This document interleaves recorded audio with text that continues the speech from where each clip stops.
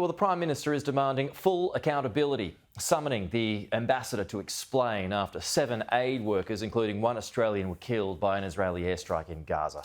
Let's go to Canberra now. Joining us live is the Foreign Minister Penny Wong. Minister, good to see you. Thanks for your time this morning.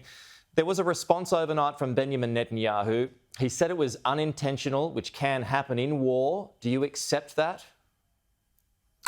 No, I don't. We are outraged by what has occurred. I want to start by honouring the life of Zomi Francom, someone whose life was dedicated to the service of others, and I want to express to her family and those who loved her that Australians mourn with her.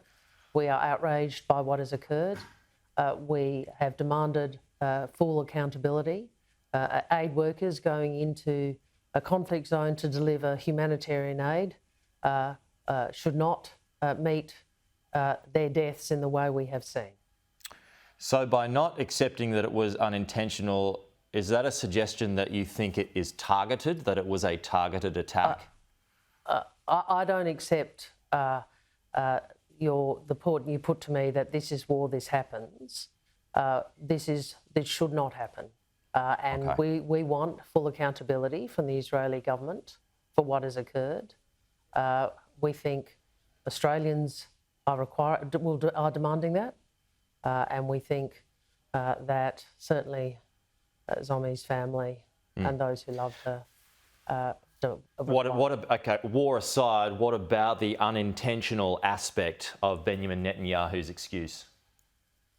Well, let us see what the inquiries and accountability demonstrate, and we certainly want a full and thorough investigation as to how this could have occurred. Do you think, given it is a war zone, that you will get a full and thorough investigation? Well, we expect that. But there are difficulties, yes, in doing that. Well, we expect that.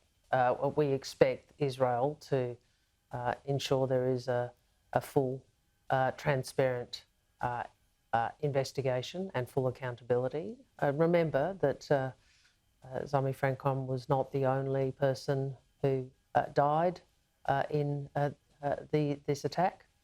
We saw a number of other aid workers also were killed in this attack, including other foreign nationals. And I would say to you, Pete, this war has been, or this conflict has been, this war has been particularly deadly for aid workers. Some 196 aid workers have been killed since this conflict began. Minister, you've spoken to your counterpart in Israel overnight. What were the contents of that discussion? What was said? Well, I was very clear with him about the outrage Australians wanted to express. I was very clear with him about our demand for full accountability.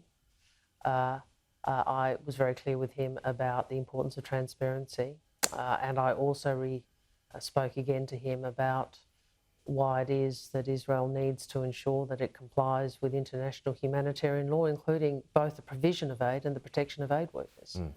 And what did he say? Well, I'm not going to go into every detail of the discussion. Obviously, we had a lengthy discussion. He did, I will say this, he did express the sympathy and condolences on behalf of his government for the death of Zomi Francom to the Australian government and also to her family. Okay. Is the Prime Minister expecting a call from Mr Netanyahu? Yes. And the Prime Minister is going to engage with Prime Minister Netanyahu in very similar terms to the ones I've outlined with you. Okay. Has there been any time frame on that, or is that just a wait and see? Well, I will, details of that will be made public as appropriate. Okay.